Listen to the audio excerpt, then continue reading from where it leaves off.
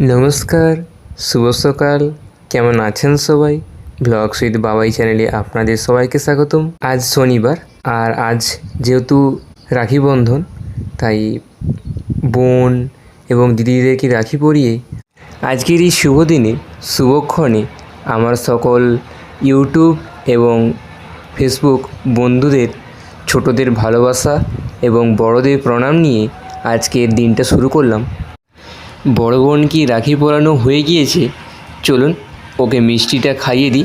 আর ছোট দেখুন কেমন করছে, ওকে এখনও রাখি পরাইনি, তাই ওর দিদির দিকে দেখছে। এবার চলুন ছোটোকে রাখি পরিয়ে দিই। ছোট এতটা পরিমাণে ছোট হাত, ওকে অত বড় রাখি পরাচ্ছি। রাখিটা ওর হাতের থেকে কত বড় হয়ে গিয়েছে দেখুন। আরও বারবার স্থির হয়ে বসছে না, বারবার নড়াচড়া করছে, তাই রাখিটা বাঁধতে খুব অসুবিধে হচ্ছে।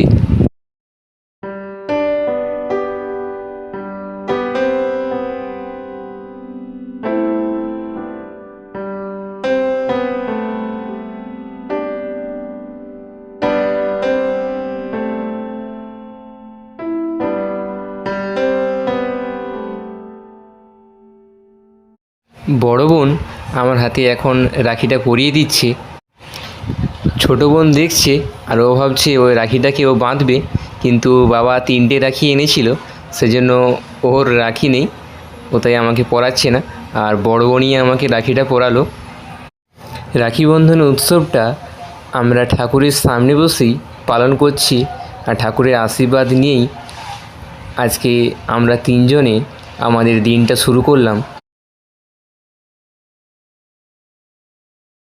দেখুন আমাদের 3জনে ফুলের রাখি পরে হাতটা কেমন লাগেছে আপনারা বলবেন। আর ছোট দেখুন হাতটাকে ঠিকমতো ধরতে পারছে না, তাই ওকে আমি আর ও দিদি ঠিকমতো হাতটাকে ধরিয়ে দিচ্ছি। এবার দেখুন 3জন একসাথে হাতটাকে মেলে ধরেছি, কেমন দেখাচ্ছে 3জনের হাত একসঙ্গে আপনারা বলবেন। আমার জেঠুর মেয়ে, আমাদের বাড়ি থেকে জেঠুর বাড়ি একটু দূরে। আমার দিদি প্রতিদিন আমার বোনকে পড়াতে আসে, আর আজ যেহেতু রাখি বন্ধন, তাই আমার দিদিকে রাখি পরিয়ে মিষ্টি খাইয়ে দিদির আশীর্বাদ নিয়ে নিলাম।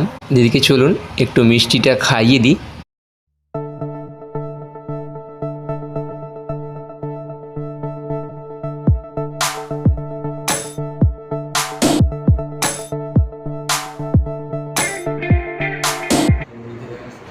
বড় বোন পড়তে বসেছে, আর ছোটো বোন দেখুন ওর পড়ার কাছে এসে দুষ্টুমি করছে। কাকিমাকে রাখি পরিয়ে কাকিমার আশীর্বাদ নিয়ে নিলাম। বাবাকে আজ রাখি পরিয়ে বাবার আশীর্বাদ নিয়ে নিলাম। বাবা মাকে রাখি পরিয়ে বাবা মার আজ আশীর্বাদ নিয়ে নিলাম। জানি এই হাত আমার মাথায় সারা জীবন থাকবে। আমাদের বাড়িতে আজ যেহেতু পূর্ণিমা পুজো, তাই মা ভাবলো ওই কলাগুলো কেটে পূর্ণিমা পুজোর ফল যেগুলো দেয় ওগুলো দেবে, কিন্তু পাখিগুলো দেখুন কেমন খেয়েছে, নষ্ট করে দিয়েছে একটা পুরো কাঁদির সামনেরটা। তবুও কিছু কিছু রেখে দিয়েছে, চলুন ওগুলোকে বের করে নিই। কতগুলো দেখুন খেয়ে নষ্ট করে দিয়েছে, ওগুলোকে এখানেই ফেলে দিই, আর ওই পাখিগুলো এসে এখান থেকে খেয়ে নেবে। আর যেগুলো ভালো রয়েছে ওগুলোকে আস্তে আস্তে কেটে নিই, এখান থেকে গিয়ে বাড়িতে রেখে আসি।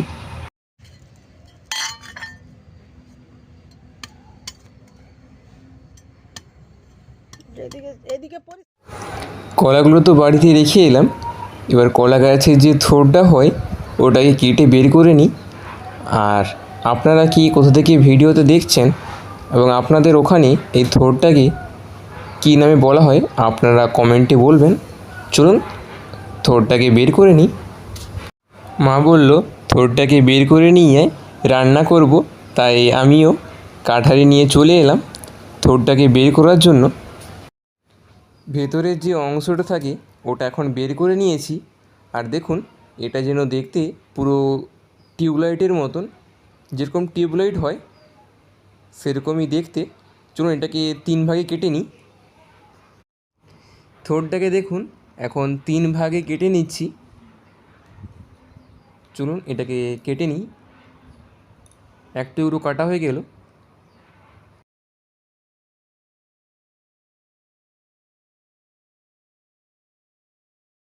থোড়টাকে 3 টুকরো করে কেটে নিয়েছি। এক টুকরো বনুকে দিয়ে দিই, আর 2 টুকরো আমাদের রেখে দেব। দিদি বাড়িতে গিয়েছিলাম রাখি পরানোর জন্য, আর ওদের বাইরে যেহেতু জল জমে গিয়েছে, এই মাছটা দেখছিলাম ওদের বাড়িতে নামার সময় চড়ছিল। যখন দিদি বাড়িতে ঢুকি তখন মাছটাকে দেখেছিলাম, ধরতে পারিনি। যখন বাড়ি ফিরছিলাম দেখলাম মাছটা এক জায়গায় স্থির হয়ে বসে আছে, আর আস্তে আস্তে গিয়ে মাছটাকে ধরে নিলাম। এই মাছটা কী মাছ আপনারা কমেন্টে বলবেন। মাছটা দেখুন কতটা বড়। বাড়িতে নিয়ে চলে এসেছি, আর মা দেখুন এখন ওই মাছটাকে কাটছে।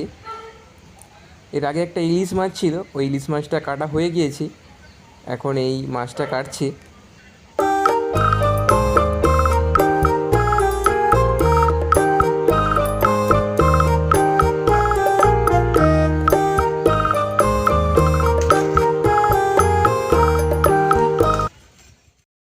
আজ যেহেতু রাখি পূর্ণিমা, তাই চাঁদটা উঠেছে দেখুন গোল থালার মতো।